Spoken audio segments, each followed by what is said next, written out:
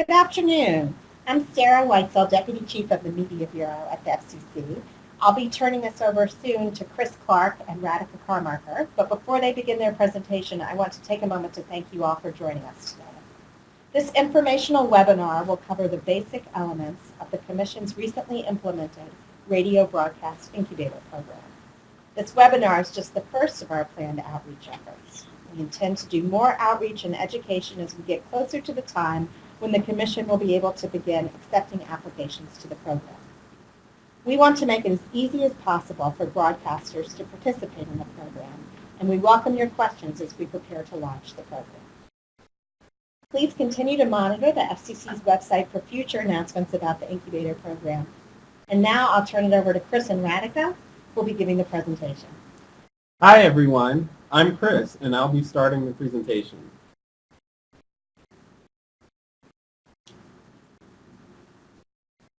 Before we get started, I want to note that this presentation provides an unofficial summary of the FCC's Incubator program.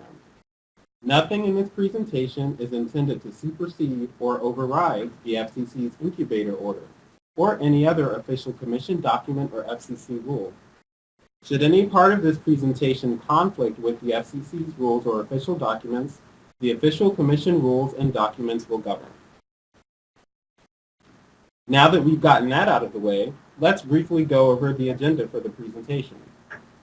We'll start with a brief description of the Incubator program. Then we'll discuss who can be an incubated entity and who can be an incubating entity. Some of you may already be familiar with these two terms.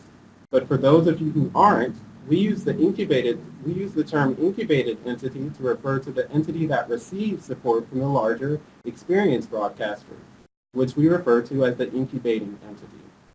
After discussing who can be an incubated entity and who can be an incubating entity, we'll discuss how you apply to the Incubator program, how the FCC will review applications, and how the FCC will monitor compliance.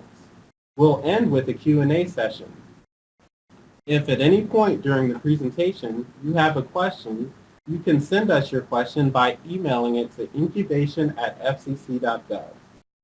We've included this email address at the bottom of each slide in case you think of a question later on in the presentation but can't remember how to get your question to us.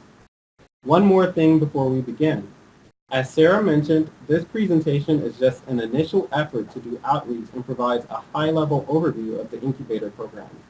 We plan to provide more details about the program as we get closer to the time when the Commission will be able to begin accepting applications. Now let's get started. I'll start with a brief description of the Incubator program. The Commission's Incubator program is designed to support new and diverse entrants in the radio broadcasting industry by encouraging larger, experienced broadcasters to assist small, aspiring, or struggling broadcasters that otherwise lack the financing or operational expertise necessary to own and operate a full-service radio station. The basic concept is that, in exchange for a defined benefit, a waiver of the Commission's local radio ownership rule, an established broadcaster could assist a new or small broadcaster by providing financial or operational support, including, for example, management or technical assistance, loan guarantees, direct financial assistance through loans or equity investments, training, or business planning assistance. The goal is that each successful incubation relationship will enable a new or small broadcaster to purchase a full-service AM or FM radio station, or enable a small broadcaster to continue operating a station that is struggling and in need of financial or other support. Hey Chris, if you don't mind, I'm just going to intervene with a... we're just going to check. We may be having a little audio issue here. If folks who are hearing us can just bear with us for a moment.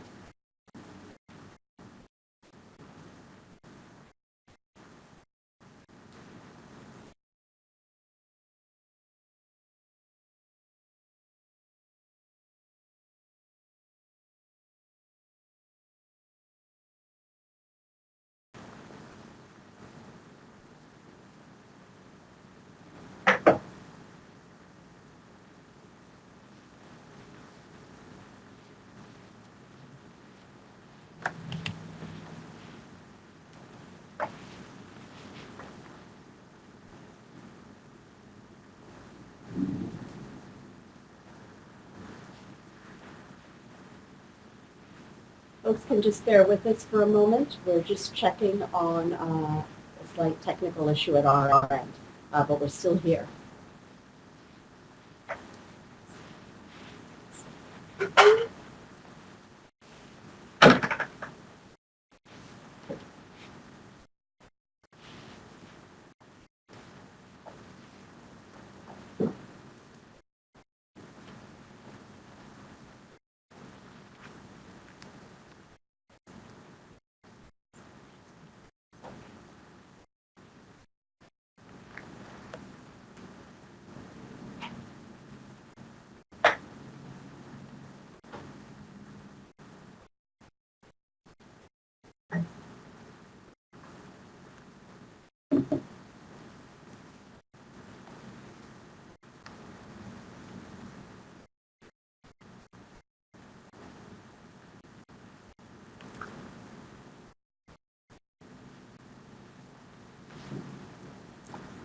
Hi, everyone. Just to finish where we were, to pick up where we left off on the brief description of the Incubator program, the goal is that each successful incubation relationship will enable a new or small broadcaster to purchase a full-service AM or FM radio station or enable a small broadcaster to continue operating a station that is struggling and in need of financial or other support.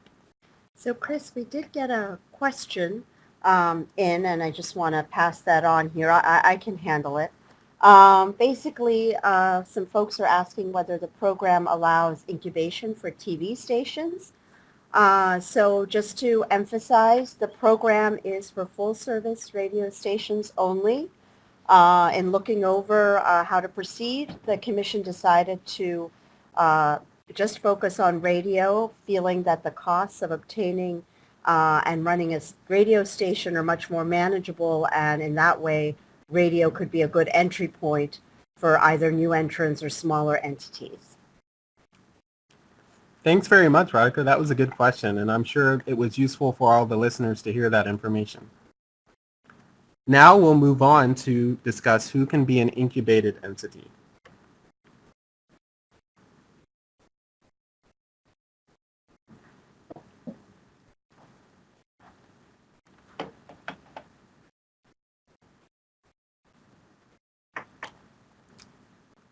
Generally, we expect that potential incubated entities will fall into one of the following two categories. The first category is small and aspiring station owners that lack access to the financing needed to purchase and operate a radio station. Here, I mention financing specifically because, as the Commission noted in the incubator order, the records showed that the lack of access to capital is often the biggest barrier to station ownership for potential new entrants. The second category is small owners of struggling radio stations that need financing or other assistance to make the struggling station financially viable.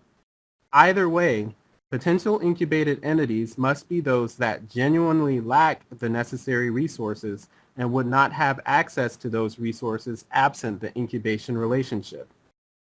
You may have noticed that I've mentioned small repeatedly when describing who can be an incubated entity. To be considered small, you must meet the eligibility requirements discussed on the next slide. Chris, before we get to the next slide, I know folks in the past have asked us, how would a station show that it is struggling? Would you be able to tell the folks on our webinar today a little bit about that? Sure, Radhika, that's a very good question. You could show that the station is in bankruptcy or receivership, or that the station has been operating in the red for the past 3 years. Those would be ways that you could potentially show that the station is struggling. Thank you, Chris. No problem, Radhika. Moving on to the next slide. So to be considered small, you must meet these eligibility requirements. There are two basic eligibility requirements, and potential incubated entities must demonstrate that they met both of the eligibility requirements for the 3 years preceding the date that the incubated entity submits its joint application. First, a potential incubated entity must own no more than 3 full-service AM or FM radio stations and no TV stations. Second, A potential incubated entity must qualify as a small business under the Small Business Administration Standard for the radio industry, which is currently $38.5 million or less in annual revenue. Again, potential incubated entities must demonstrate that they met both of these requirements for the 3 years preceding the filing of their joint application. As part of the application, a potential incubated entity will be required to certify that it would be unable to buy a station or continue to operate successfully a station it already owns, absent the incubation relationship. So Chris, just to kind of clarify that last point, can I throw out a hypothetical to you? Sure, Radhika. If I'm a small broadcaster that owns 4 full-service radio stations and wants to participate in the program, could I get an incubation arrangement for my 4th station, which is a struggling station? When you come into the door, excuse me, and file your application, you must own no more than 3 stations in order to qualify.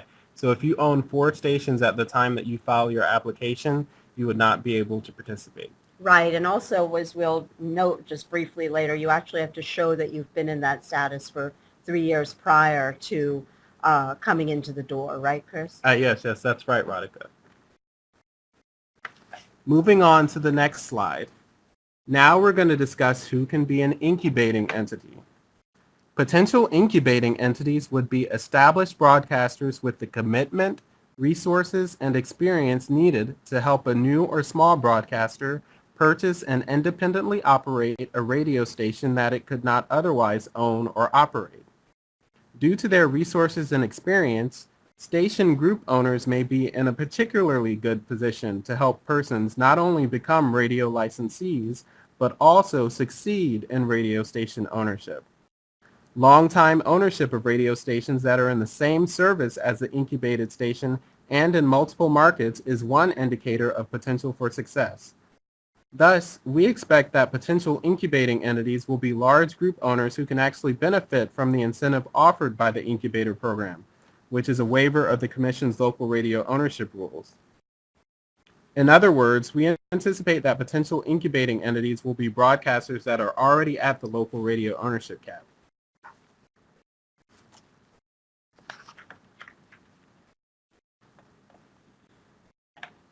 Now we'll move on to the next slide. We're going to discuss how you apply to the Incubator program. To apply to the program, you must file an incubation proposal with the Commission, and there are 2 ways to do this. If you are buying a station or if you submitted the winning bid in an auction, you will most likely be filing your incubation proposal with FCC Form 314, Form 315, or Form 301. But if you already own the station that you want incubated, you will most likely be filing your incubation proposal with a petition for declaratory ruling. So Chris, we have had some questions in the last few weeks asking about the FCC forms. Will they be modified to account for the filings associated with the Incubator program? Good question, Radhika. No final decisions have been made about form modifications. For now, applicants should assume that the filings they need to make for the incubation proposal will be submitted as attachments to the FCC forms. As we get closer to the time when potential participants will be able to submit their applications, we anticipate providing more instructions for those who plan to submit their incubation proposal with one of the FCC forms I mentioned on this slide.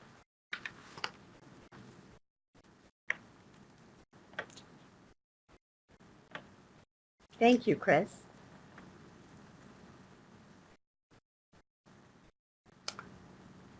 So I'm going to give Chris a little break here and talk through the next 2 slides about how to apply to the program. Basically, as you see on the slide, the incubation proposal has 3 basic requirements that it has to include. These would be a written incubation agreement, a certified statement of the potential incubated entity, and a certified statement by the potential incubating entity. And we'll provide a little bit more detail about what has to be in those certifications ahead in our slides.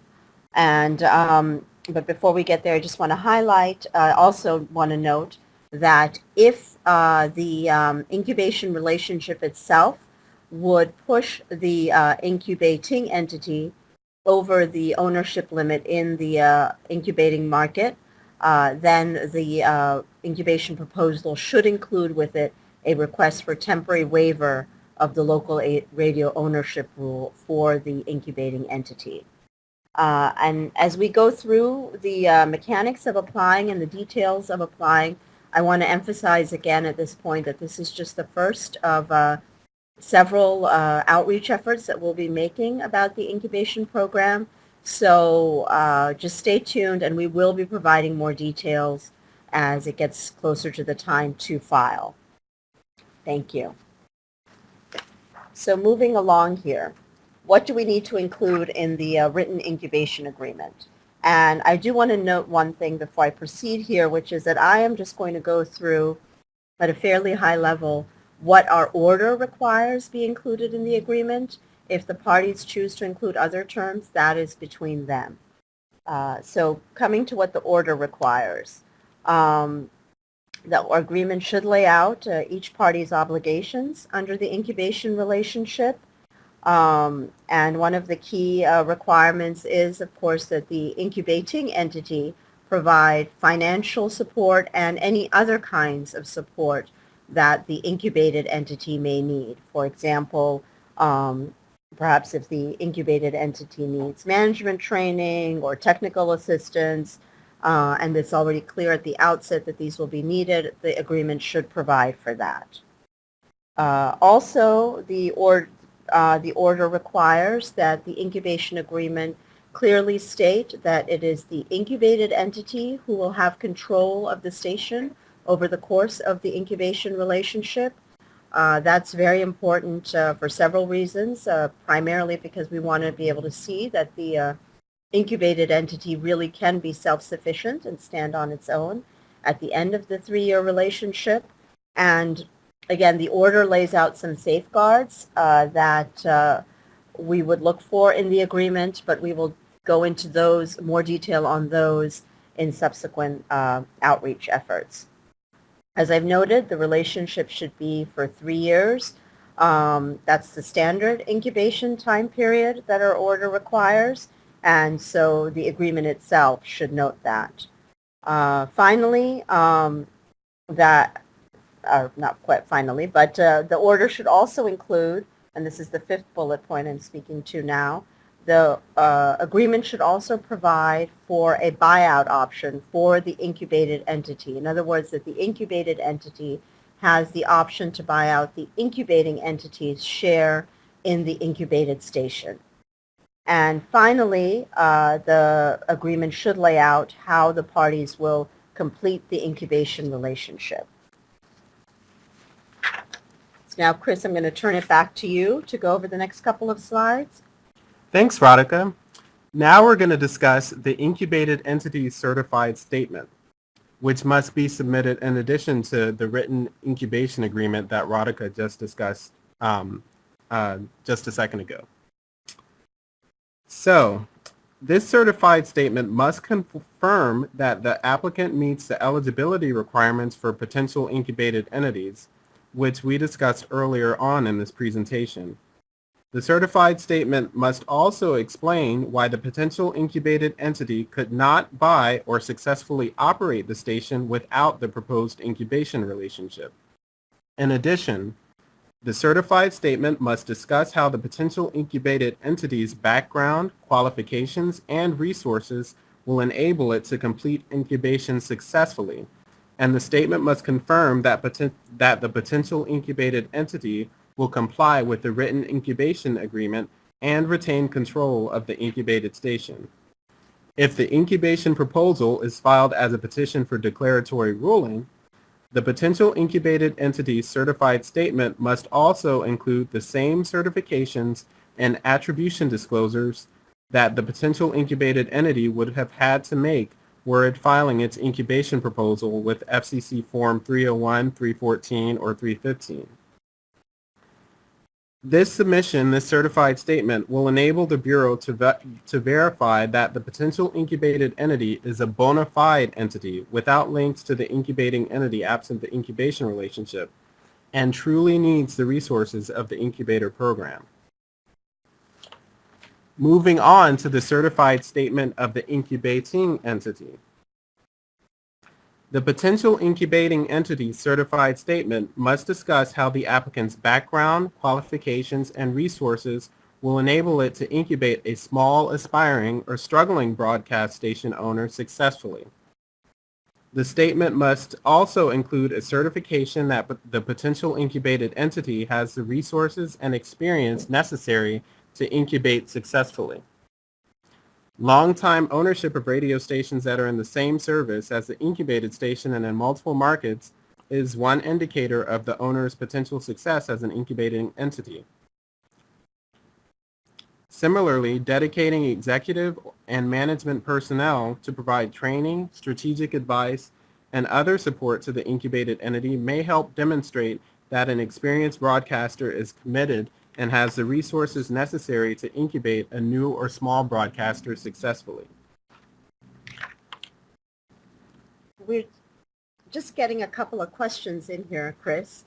One question that we've gotten is whether education or nonprofit or religion-based stations can qualify for the program.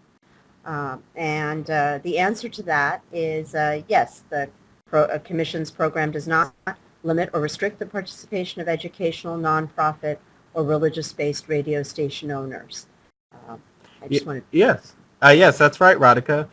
Basically, you have to meet the eligibility requirements we discussed earlier on in the presentation, and the two basic requirements are that you must own no more than 3 radio stations, full-service radio stations, and no TV stations, and you must qualify with the revenue, comply with the revenue standard as well, which is the SBA standard of $38.5 million or less in annual revenues, and you must have met both of those requirements for the 3 years preceding the date you file your application.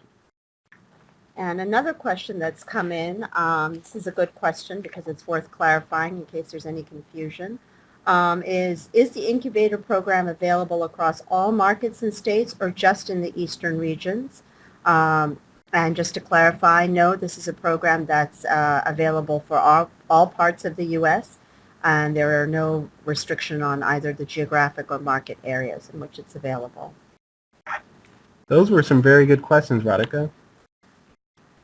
Remember, and it sounds like you guys have already been seeing this, but if you have any questions, just email them to us at incubation@fcc.gov. The email address appears on the bottom of each slide.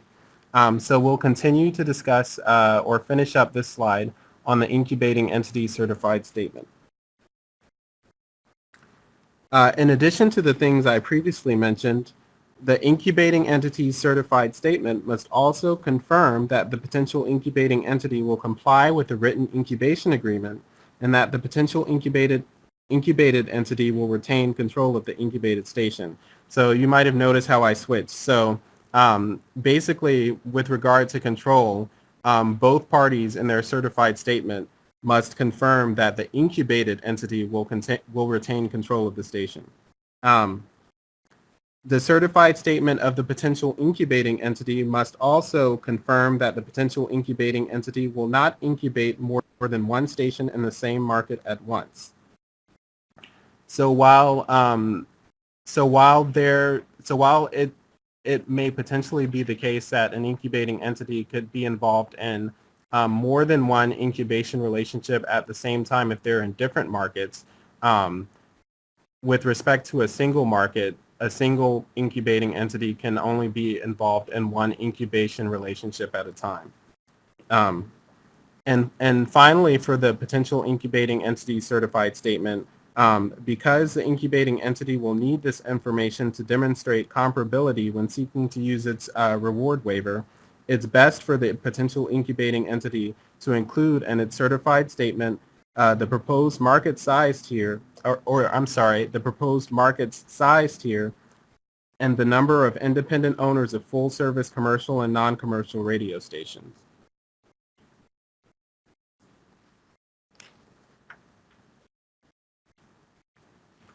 All right, now we're going to move on to how the FCC will review applications.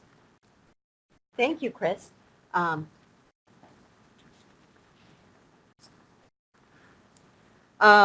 So moving on to the slide about how the FCC will review applications.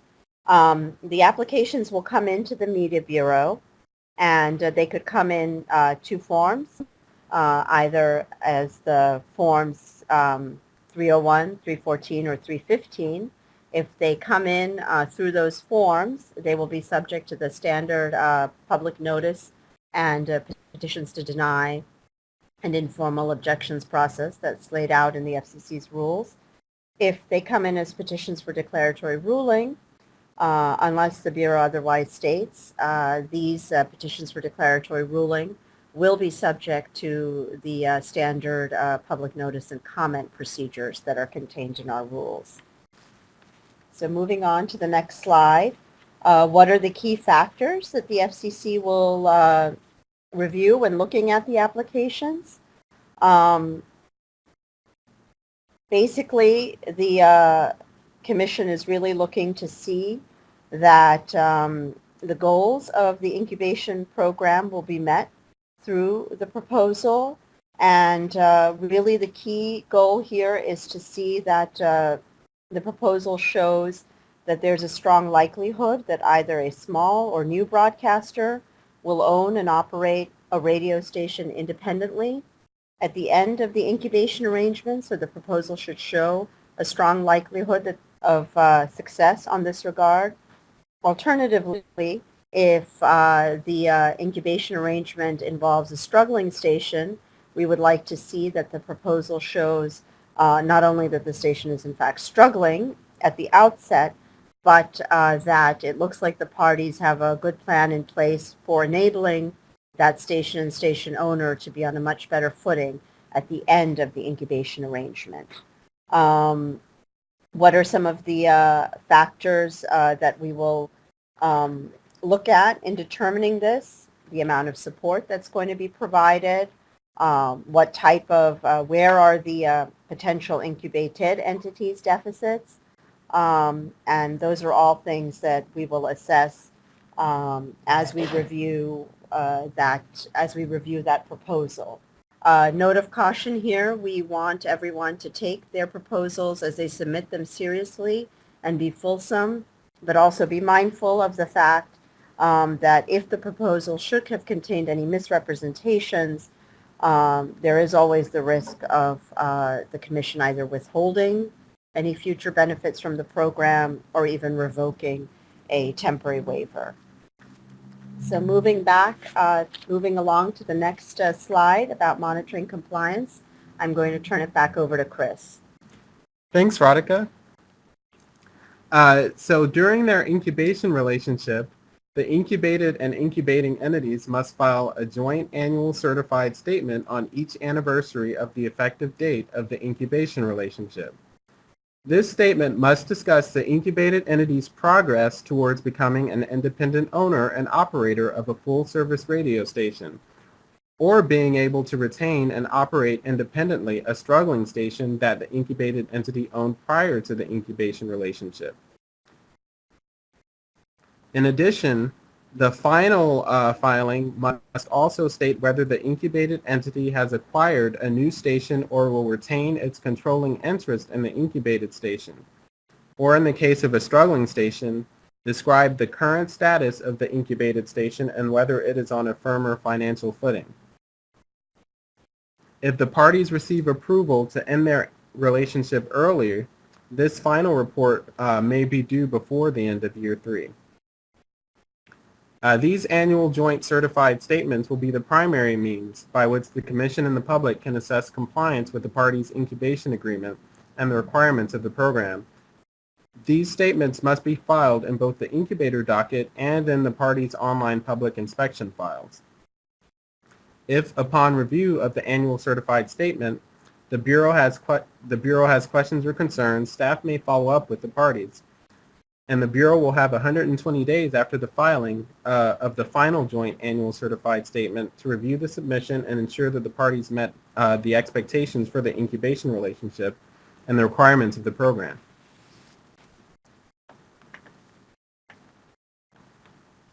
So now we're going to move on to the next slide.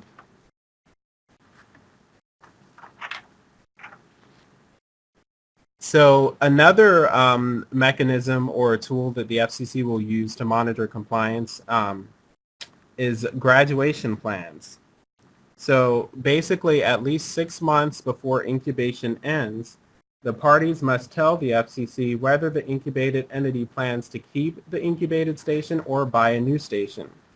If the incubated entity decides to buy a new station, the incubating entity must help identify and secure another full-service radio station for the incubated entity to acquire. During the rest of the relationship, both parties can devote resources towards finding a new station for the incubated entity to buy and or obtaining the necessary financing. In addition to graduation plans, some parties may need to file extension requests if they need more time to complete incubation successfully. While the FCC recognized that some,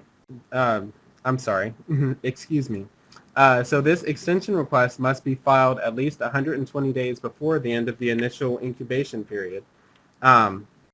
And incubation may be extended only for one additional period of up to 3 years. So it doesn't have to be, if the parties don't need 3 additional years, they could request a shorter period of additional time, for example, 6 months or a year. And this could be for things like, well, maybe the parties get to the end of the relationship and they need a little bit more time for the incubated entity to close on a pending acquisition of a station. They could request additional time to close on that station, on the purchase of that station. And during any granted extension, the terms of the initial incubation agreement will govern unless otherwise specified by the parties and approved by the Media Bureau. So now we're going to move on to the next slide.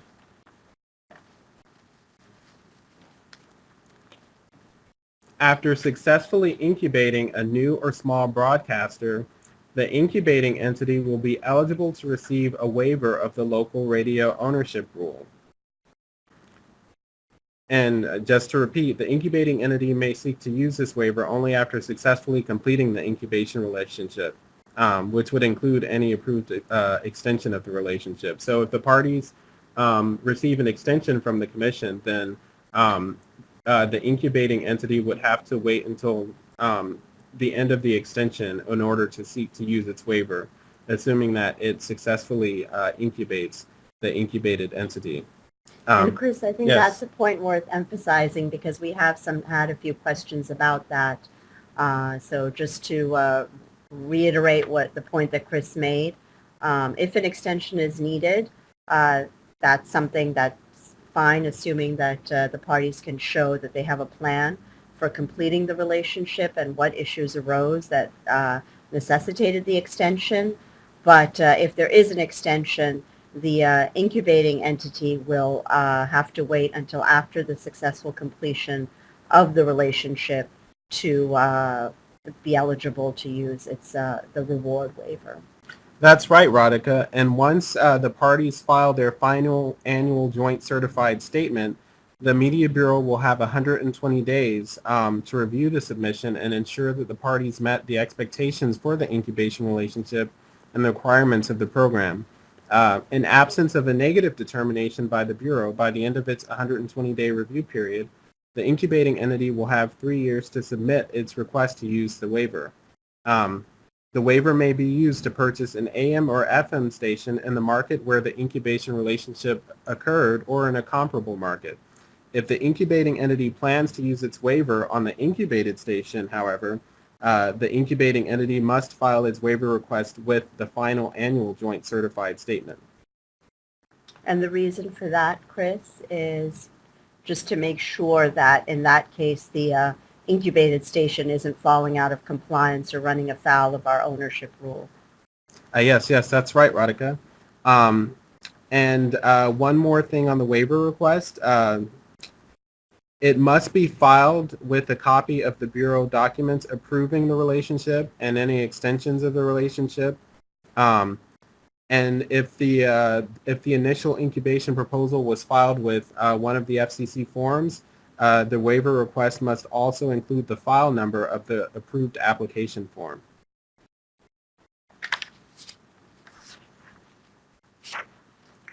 So Chris, I think we still have a little more time here.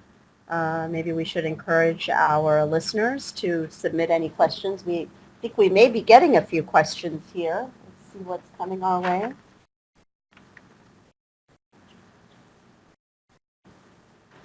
So one of the questions we've just gotten is, does the incubating entity always have to have equity in the incubated station?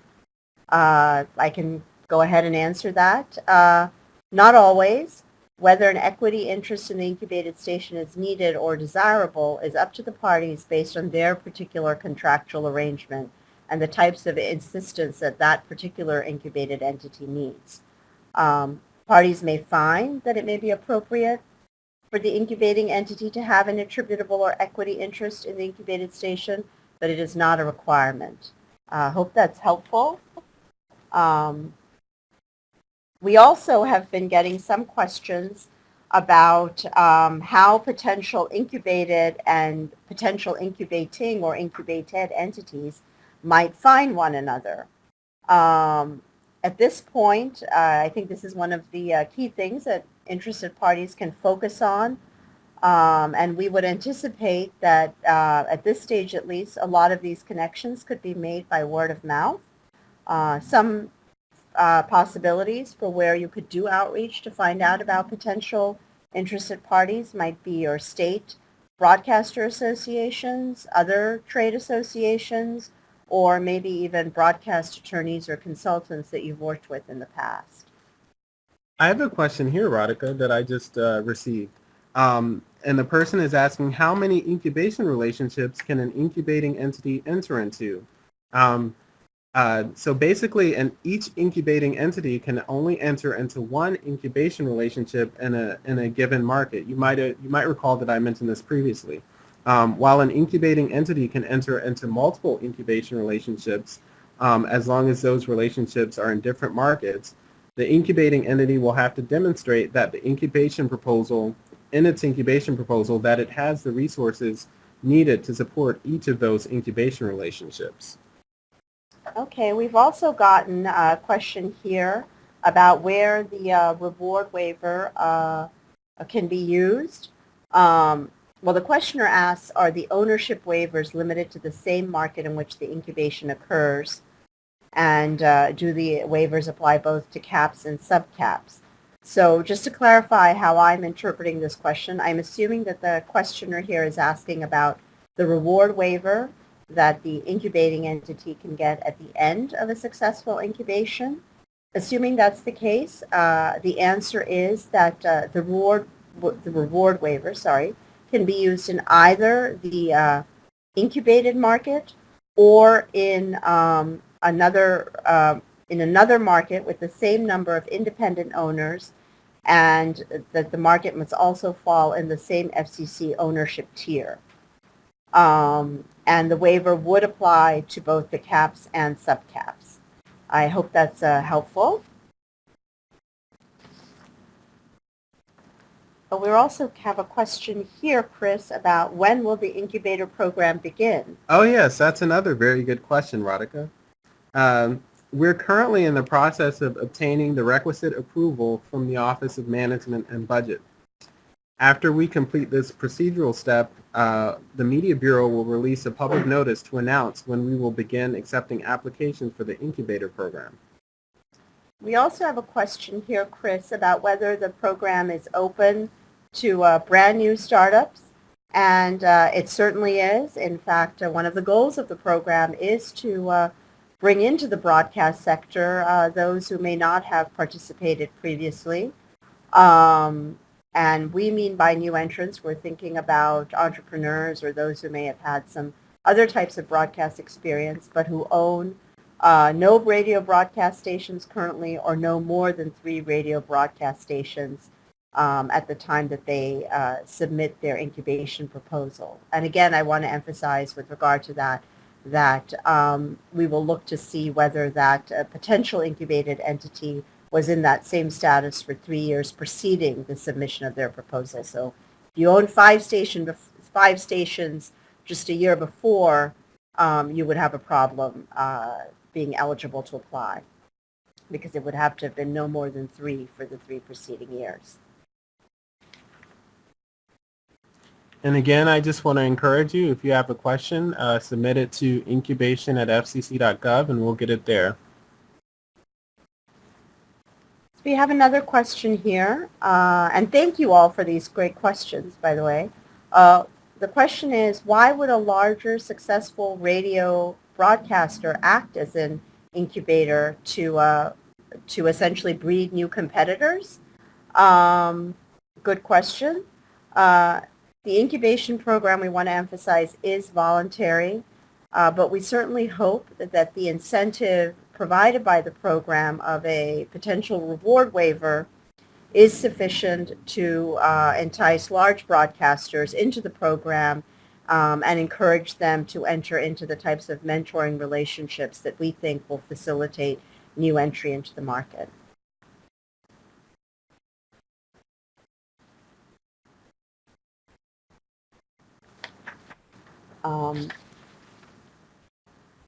Just looking here to see if we've been getting any other questions that our listeners might be interested in. I guess one question that has come in, Chris, is when will the incubator program begin? So just to give the status of things, the FCC is currently going through the approval process that we have to go through for all new requirements. It's an OMB, or Office of Management and Budget, approval process. After we've completed this procedural step, the Media Bureau will release a public notice to announce when we will begin accepting applications for the incubator program. And for those of you who don't track the FCC ins and outs daily, please keep an eye out on our website for any such public notices or other announcements regarding the incubator program. We have, and this webinar will also be ultimately stored on that website for future referral.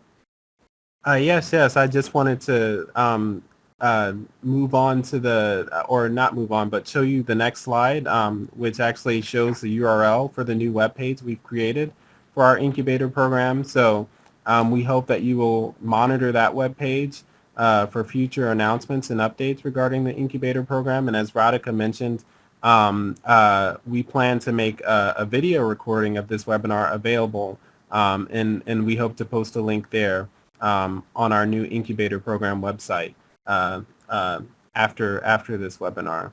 And I know this URL is kind of long to remember, so if you have trouble in remembering it, there are other ways you can access this webpage. If you go to the Media Bureau's homepage under Quick Links, the broadcast incubator webpage, there's a link to that page under Quick Links on the Media Bureau's homepage. You could also just Google Broadcast Incubator Program, and the new webpage will should be one of the first results that you see when you Google Broadcast Incubator Program. And the other thing that we will do is we will continue to monitor if any other questions come in, and we will kind of cull through these questions, and we'll probably put up some FAQs as a follow-on from this webinar. So you can also refer to our webpage for that. And I'm just checking here. We may be getting another question.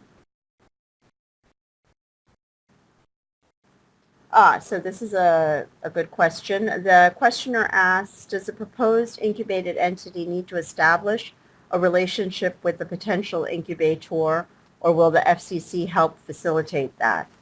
So just to be clear, these incubation relationships are private contractual agreements. But in order to get the benefit of the FCC's program, in other words, for the incubator or incubating entity to be eligible to receive the reward waiver, the parties must go through the steps that we've just described here in the webinar and obtain approval prior to the commencement of the relationship so as to qualify for the reward waiver at the end. And I think that's it in terms of questions. I'm just looking over here at our folks taking in questions to double check. Oh, we may be getting another one if you can just stay with us.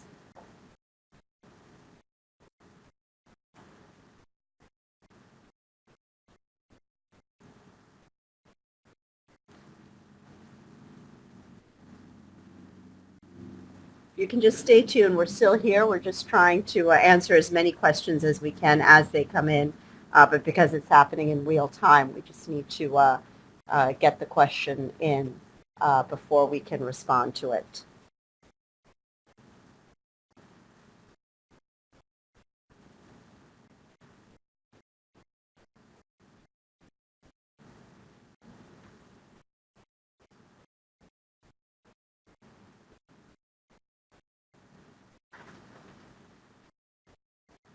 I think they're going to be bringing over the question to us just momentarily here, Chris.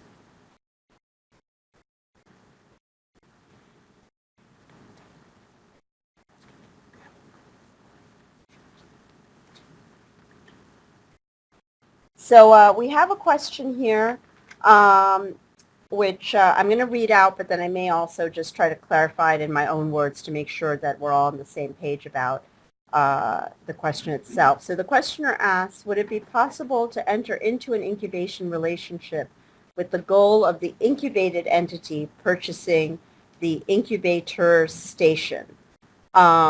So just to be clear, so I'm understanding this question to mean that the entity that's being incubated, in other words, the small broadcaster or struggling broadcaster, the question is asking whether that entity would ultimately be able to purchase the station that is owned by the larger broadcaster who will be mentoring the smaller or struggling broadcaster.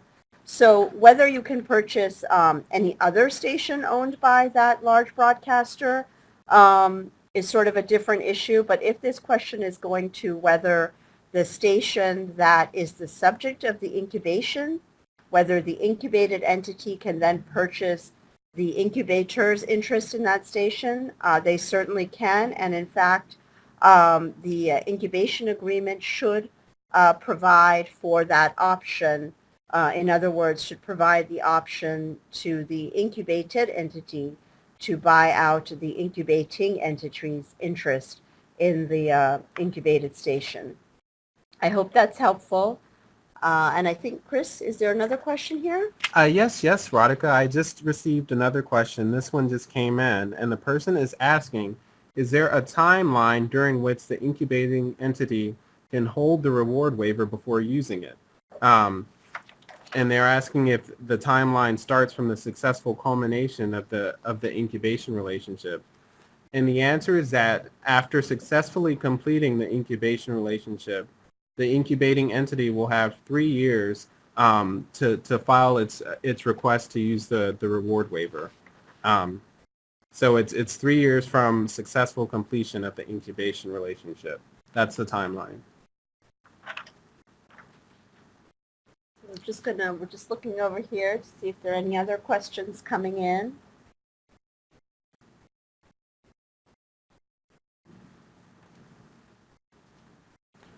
So it looks like we're all done with questions. So thank you all very much for joining us, and we hope that you found this webinar to be useful. As we've mentioned before, this is just an initial webinar that's intended to provide a high-level overview of the program. As we get closer to the time when we will be able to begin accepting applications, we will provide more information. So please stay tuned. Definitely keep an eye on the Commission's website and on our new Incubator webpage. And thanks again for joining us. Have a great day.